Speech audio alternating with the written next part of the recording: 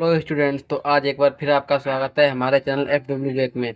मैं आशा करता हूं कि आप लोग अच्छे होंगे और बहुत ही अच्छे से पढ़ाई कर रहे होंगे। तो आज का टॉपिक है पास्ट इंडेफिनिट टेंस, जो कि पास्ट इंडेफिनिट टेंस में आपको मैं तीनों टेंस में बताऊंगा। Affirmative sentence, negative sentence and interrogative sentence, वो भी एक ही वीडियो में। तो आपका ये वीडियो वन शॉट होने वाला है। तो चलिए बढ़ते हैं अपने वीडियो की तरफ। तो पास्ट इंडेफिनिट टेंस की पहचान क्या होती है? जिन वाक्यों के अंत में ता था, ती थी, ते थे या ई, ये आदि शब्द आते हैं, पास्ट इंडेफिनिट टेंस कहलाते हैं। अब जैसे कि देखिए, इसके एग्जाम्पल देखिए, राम विद्यालय जाता था, तो ता था आ गया है, तो आपका ये पास्ट इंडेफिनिट टेंस हो गया है। अब इसके बाद सीता अपना कार्य करती थी आ गया है, तो ये आपका पास्ट इंडेफिनिट टेंस हो गया है। अब इसमें हम पढ़ेंगे अफर्मेटिव। सबसे पहले अफर्मेटिव सेंटेंस।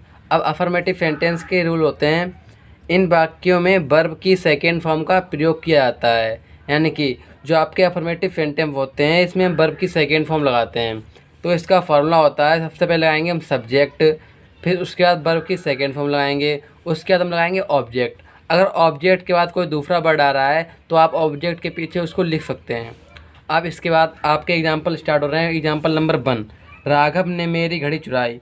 तो सबसे पहले लगाएंगे हम सब्जेक्ट। सब्जेक्ट क्या है इसमें? राघव। अब राघव के बाद लगाएंगे हम वर्ब की सेकेंड फॉर्म। चुराना की क्या होती है? स्टील, और सेकेंड फॉर्म हो जाती है स्टोल। तो राघव स्टोल मेरी घड़ी, यानी माई वॉच। ये इसका हो गया है। अब इसके बाद सीता ने खाना पकाया। तो सबसे पहले इसमें लगाएंगे हम सब्जेक्ट। सब्जेक्ट क्या है? सीता। अब पकाना क्या होती है? कुक, यानी सेकेंड फॉर्म क्या हो जाएगी? कुकड। क्या पकाया है? फूड, यानी द फूड। अब आपका को एग्जाम्पल नंबर 3 आता है, पूजा मंदिर में पूजा करती थी। तो पूजा की सबसे पहले हम लगाएंगे सब्जेक्ट, तो पूजा। अब पूजा करने की होती है वर्शिप। क्या होती है? WORSHIP।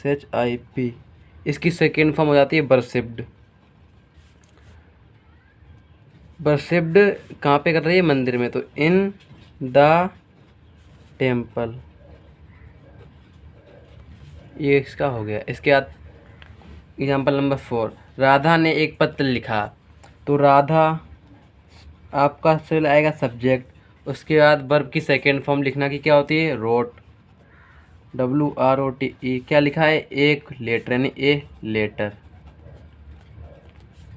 इसके बाद राजा ने शेर मारा। तो राजा यानी द किंग। राजा की क्या होती है? किंग। मारने की होती है किल।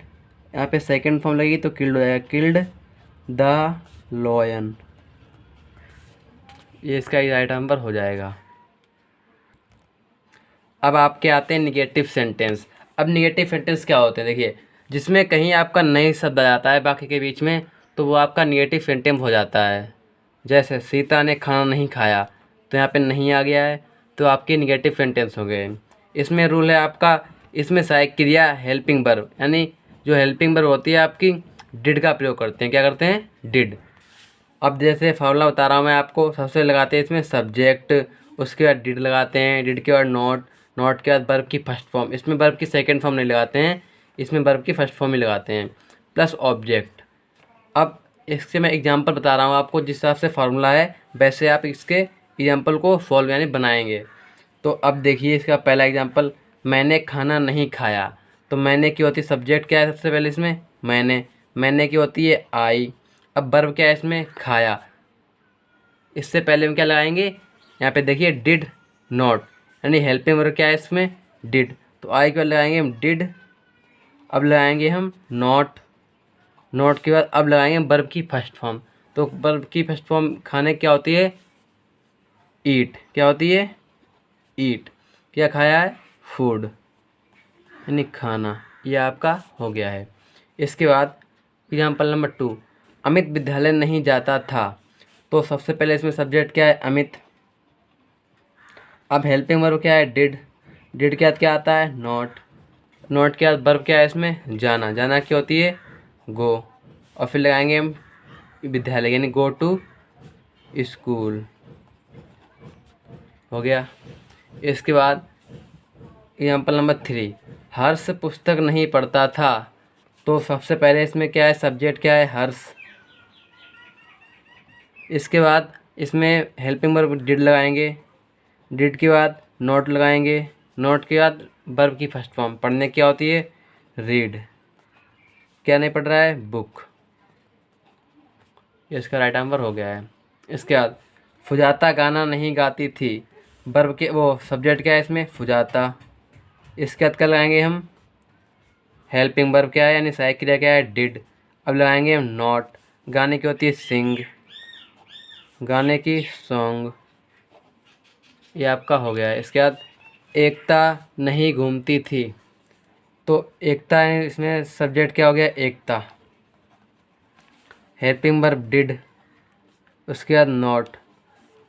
वर्ब क्या है, घूमना इन वाल्क। और इसमें अंक कुछ है नहीं, ऑब्जेक्ट, तो यहीं तक आपका रहेगा।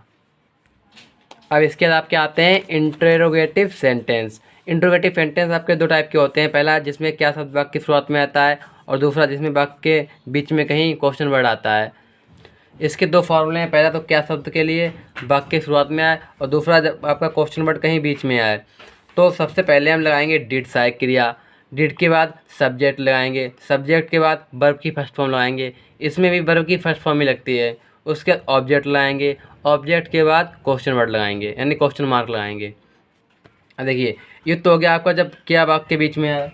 अब कोई क्वेश्चन वर्ड अगर आपके वाक्य में आता है तो ये हो गया आपका, पहले सबसे पहले लगाएंगे उस क्वेश्चन वर्ड की अंग्रेजी, उसके बाद डिड लगाएंगे, डिड के बाद सब्जेक्ट, सब्जेक्ट के बाद वर्ब की फर्स्ट फॉर्म, वर्ब की फर्स्ट फॉर्म के बाद ऑब्जेक्ट, ऑब्जेक्ट के बाद क्वेश्चन मार्क। ऐसे हम इन फॉर्मूले से क्वेश्चन बनाएंगे यानी जो आपके वाक्य हैं वो बनाएंगे। तो देखिए सबसे पहले पहला वाक्य क्या है, क्या पूजा मंदिर में पूजा करती थी। अब देखिए यहाँ पे क्या वाक्य बीच शुरुआत में आ गया है, तो इसका मतलब ये हमें सबसे पहले सहायक क्रिया लगानी होगी। क्या लगानी होगी, डिड। अब लगाना होगा हमें सब्जेक्ट, सब्जेक्ट क्या है इसमें, पूजा। अब इसके बाद हम लगाएंगे वर्ब की फर्स्ट फॉर्म, वर्ब क्या है इसमें, पूजा करती थी यानी पूजा करने की क्या होती है, वर्शिप। पूजा वर्शिप कहाँ पे कर रही थी, मंदिर में, इन द टेम्पल। बाद में क्वेश्चन मार्क लगाना बहुत ही ज़रूरी है, नहीं तो आपका क्वेश्चन गलत हो जाएगा। इसके बाद बच्चे मैदान में क्यों खेलते थे। तो क्यों वाक्य के बीच में आ गया, ये आपका क्वेश्चन वर्ड है। इस क्वेश्चन वर्ड की अंग्रेजी होती है वाई, वो लगाएंगे हम सबसे पहले, तो वाई। अब लगाएंगे हम सहायक क्रिया डिड, इसके हिसाब से बना रहे हैं हम फार्मूला के हिसाब से। अब सब्जेक्ट क्या है इसमें, बच्चे, तो चिल्ड्रन। खेलने की होती है प्ले यानी वर्ब है इसमें। अब कहाँ पे खेलना है, मैदान में, तो इन द फील्ड, या फिर आप ग्राउंड लगा सकते हैं, कुछ भी लगा दो। अब इसके बाद तीसरा है हम विद्यालय कैसे जाते थे। तो कैसे आपका क्वेश्चन वर्ड आ गया है वाक्य के बीच में, तो इस कैसे की अंग्रेजी पहले लगाएंगे, इसकी अंग्रेजी होती है हाउ। अब लगाएंगे हम हेल्पिंग वर्ब डिड। अब सब्जेक्ट क्या है इसमें, बी। जाने यानी गो की क्या होती, जाने क्या होती है, गो होती है। कहाँ पे जा रहे हैं, विद्यालय, गो टू स्कूल। बाद में क्वेश्चन मार्क लगाना जरूरी है। माताजी रामायण कब पढ़ती थीं। तो इसमें आ गया है कब आपका क्वेश्चन वर्ड, तो इस कब की अंग्रेजी लगाएंगे हम सबसे पहले। कब की होती है, वेन। क्या होती है, वेन। माताजी की मदर, वो सॉरी, इसमें लगाएंगे हम हेल्पिंग वर्ब, हेल्पिंग वर्ब क्या होती है, डिड। अब लगाएंगे हम सब्जेक्ट, सब्जेक्ट क्या है, माताजी, माताजी की मदर। पढ़ने की क्या होती है, रीड। क्या पढ़ती हैं, रामायण, तो रीड द रामायण। इसके बाद क्वेश्चन नंबर 5, पिताजी दफ्तर कैफे जाते थे। इसमें भी आपका क्वेश्चन वर्ड आ गया कैसे। कैसे की होती है हाउ, वो लगाएंगे हम सबसे पहले, हाउ। हाउ के बाद हेल्पिंग वर्ब लगाएंगे डिड, हाउ डिड।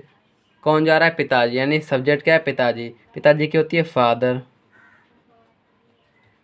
फादर के बाद वर्ब लगाएंगे, वर्ब क्या है इसमें, गो। कहाँ पे जा रहे हैं, दफ्तर यानी ऑफिस, गो टू ऑफिस। तो आपके सारे ये ख़त्म हो गए हैं पास्ट इंडेफिनिट टेंस मैंने एक ही वीडियो में आपका फिनिश कर दिया है। अगर आपको वीडियो अच्छा लगा तो वीडियो को लाइक कर दें एंड हमारे चैनल को सब्सक्राइब कर लें। अगर आपको इसकी पीडीएफ भी चाहिए तो हमारे टेलीग्राम चैनल को ज्वाइन कर लें।